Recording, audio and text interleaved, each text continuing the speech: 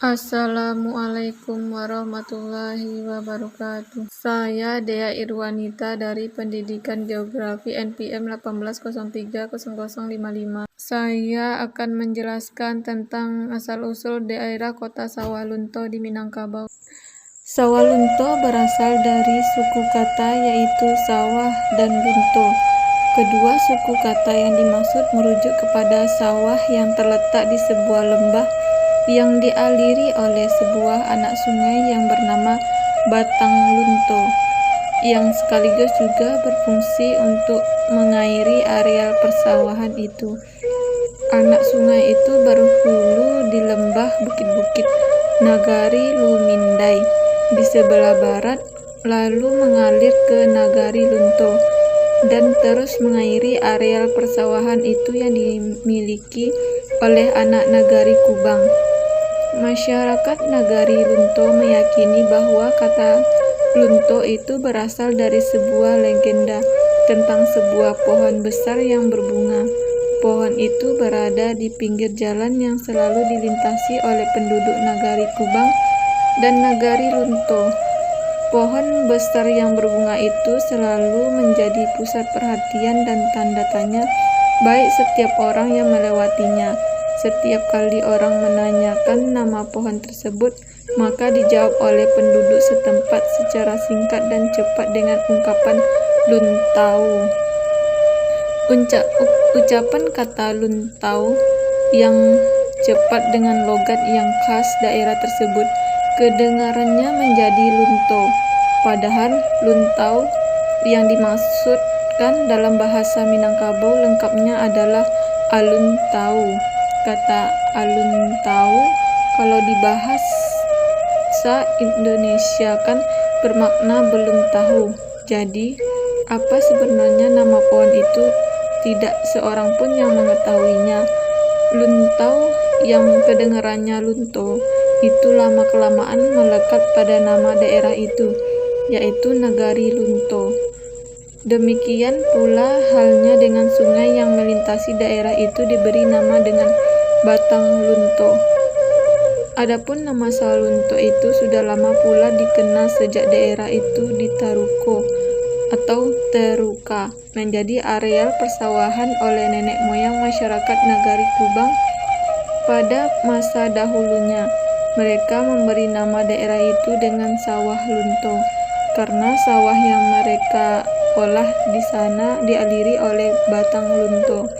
Selain nama Sawalunto, mereka juga menamai daerah itu dengan Sawah Aru karena di sekeliling areal persawahan itu ditumbuhi oleh pohon aru, yaitu sejenis tanaman bambu.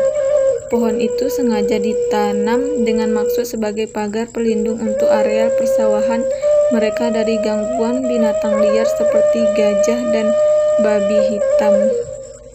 Sementara itu, menurut cerita rakyat, daerah Sawalunto pernah menjadi pusat sebuah kerajaan yang didirikan oleh Sitimbago. Ia berasal dari kerajaan Pagaruyung yang dibuang karena melakukan pembangkangan. Ia beserta pengikutnya kemudian pergi ke daerah Sawalunto dan mendirikan sebuah kerajaan di sana. Sitimbago menjadi penguasa yang zalim terhadap rakyatnya dengan membebani mereka dengan berbagai macam upeti. Selain itu, ia pun berlaku tidak sopan terhadap anak gadis penduduk. Kezaliman dan kesewenang-wenangan Sitimbago itu pada akhirnya melahirkan pemberontakan rakyat yang dipimpin oleh Panglima Alim, seorang panglima perang dari Silungkang dan Kubang. Ia berhasil mengalahkan Raja Sitimbago sehingga para pengikutnya serta merta terpaksa meninggalkan daerah Sawalunto. Daerah yang tidak bertuan dan terlantar itu kemudian oleh anak negeri Kubang dijadikan areal perladangan dan persawahan.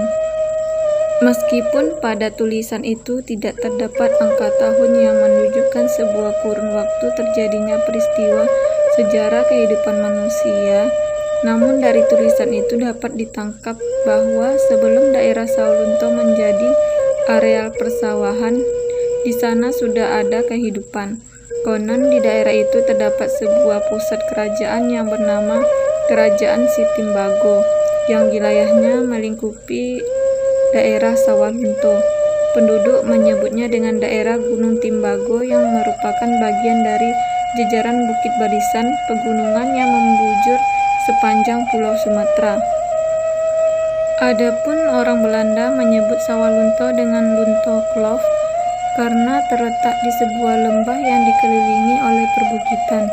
Kondisi topografisnya yang demikian itu direkam dalam sebuah potret yang dibuat oleh Insinyur Theva del Prat sebelum daerah itu berkembang menjadi sebuah kota tambang. Potret itu memperlihatkan hamparan areal persawahan dan sebuah sungai yang mengalir berliku dengan latar belakang perbukitan.